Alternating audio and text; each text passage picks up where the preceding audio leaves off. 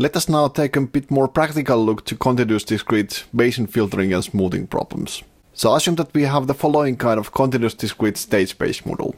So the dynamics are governed by an SDE dx is equal to f of x and t dt plus L of x and t times d beta. And the measurements are obtained at discrete time instance from the model yk given x at tk. As we already saw, we can always convert this model into an equivalent discrete time model just by solving the transition density. So this so-called discretization leads to a model where the dynamics are governed by a transition density p of x tk given x tk minus 1, and the measurements are obtained from the same model as in the original continuous discrete model. We can now use standard discrete time filtering and smoothing algorithms from the previous part of the lecture to solve the filtering and smoothing problems. With linear SDEs, this discretization can be done exactly. With nonlinear SDEs, we can use, for example, Ito-Taylor expansions to approximate the transition density.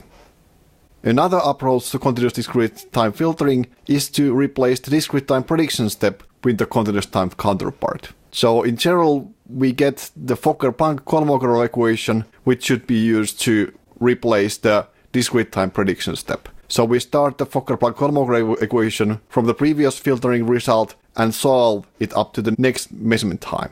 So this approach results in this kind of algorithm. So on the prediction step, we solve the Fokker-Planck-Kolmogorov PDE from the previous filtering distribution and integrate it to the time of the next measurement.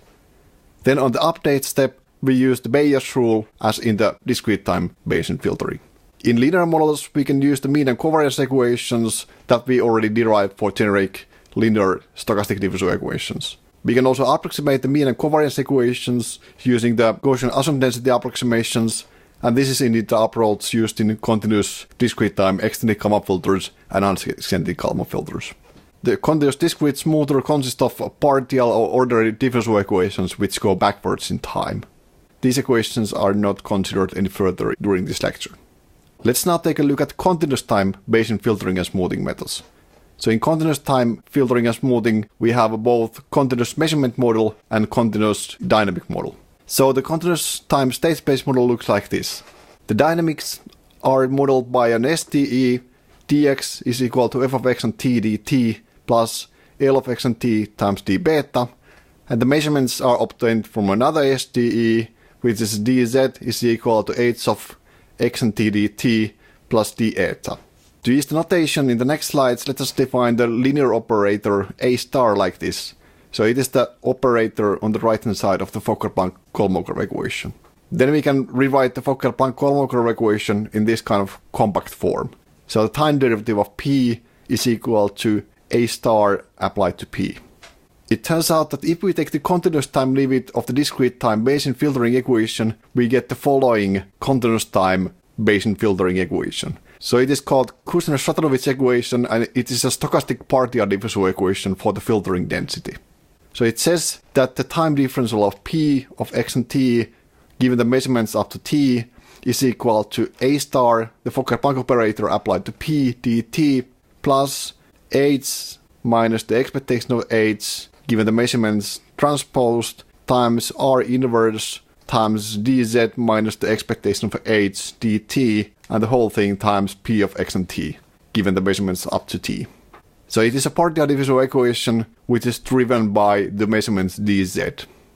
The disadvantage in the Kushner-Stratonovich equation is that it's nonlinear. However, it's possible to rewrite the equation using unnormalized densities so that the partial diffusion equation becomes linear. The result is something called the Zakai's equation, which looks like this. So it says that the dq is equal to A star operator applied to q of x and t given the measurements up to t dt plus h transpose times r inverse times dz times q of x and t given the measurements up to t. Note that the nonlinearity in the Kushner-Stratonovich equation results from the fact that we have expectations over the distribution which are multiplied together. Once we have the solution to the Sakai equation, the normalized density can be recovered from this equation here. The Kalman-Bussy filter is the exact solution to the linear Gaussian filtering problem in continuous time. So in that filtering problem, we have linear SDE as the dynamic model and linear SDE as the measurement model. The filtering equations are continuous time limits of the Kalman filter equations in discrete time.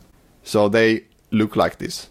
So the mean equation is driven by the measurements dz, and the covariance equation is independent of the measurements completely.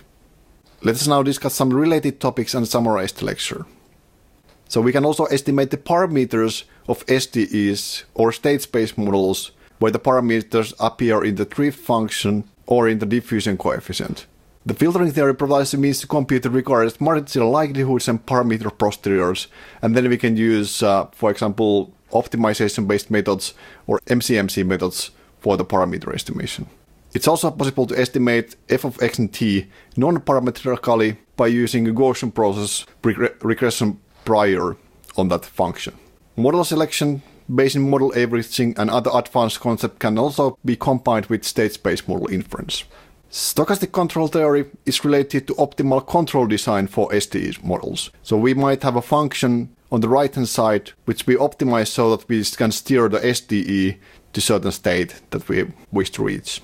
Gaussian process regression is also closely related to SDEs, especially linear SDEs, and sometimes covariance function based models can be converted into equivalent SDE models.